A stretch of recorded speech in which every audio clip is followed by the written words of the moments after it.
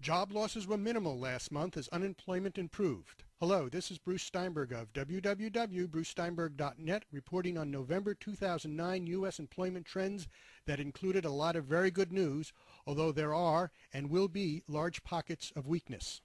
The Current Population Survey, or CPS, but commonly known as the Household Survey, showed much welcome improvement in the unemployment rate of 0.2 to 10%.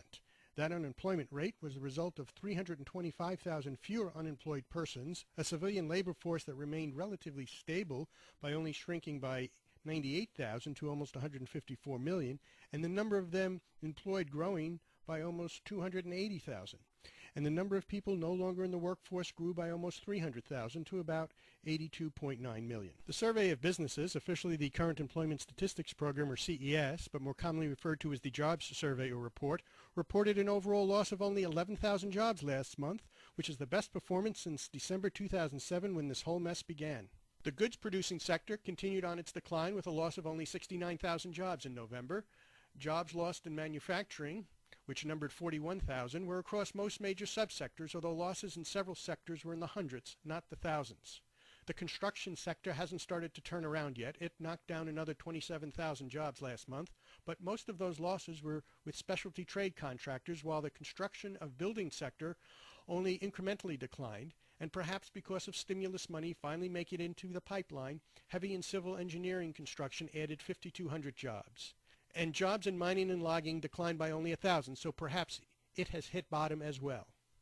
Is it time to pop the champagne corks and start celebrating in the service-providing sector? Maybe not yet, since the gain of 58,000 jobs in November was not widespread, but a gain is a gain, so maybe only break out the domestic stuff for now. The retail trade sector continued to remove jobs, 14,500 in November, from the selling floor, but unlike the recent past, the losses were mixed, with some gains in some subsectors. Perhaps in anticipation of the holiday selling season, furniture and home furnishing stores, electronic and appliance stores, as well as general merchandise stores, which includes department stores, added jobs.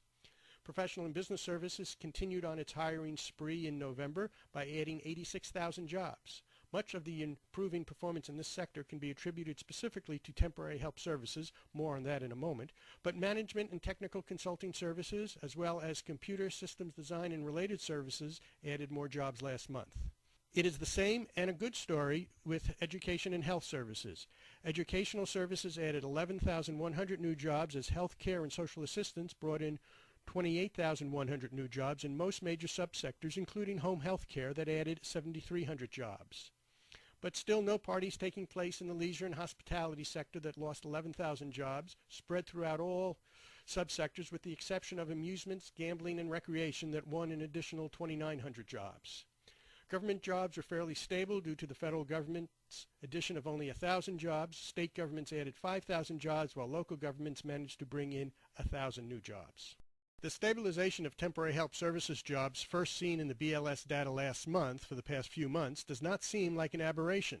Temporary help services were up again last month, this time by 52,400 jobs to 1,862,100, and the good news doesn't stop there. Since July 2009, which appears to be its recent low point, temporary help services had added almost 117,000 jobs, or is up 6.7%.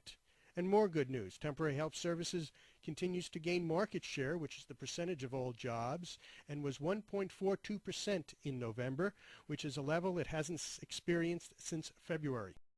With the calendar year winding down, people tend to reflect on the past year and sometimes get downright nostalgic, as well as make predictions and express their wishes for the coming year. Since full 2009 employment data won't be released until next year, we'll refrain from reflecting on the past year in detail until all of the information is in. We think it would be safe to characterize the economy for 2009 as starting out in very bad shape, going downhill from there, but going out with a bang, and we should clarify that's a good bang.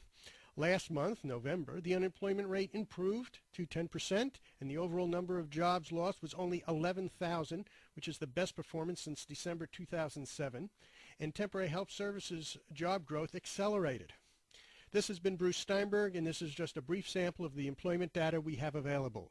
An interactive video version of this report, complete with charts and graphs, can be found at www.brucesteinberg.net.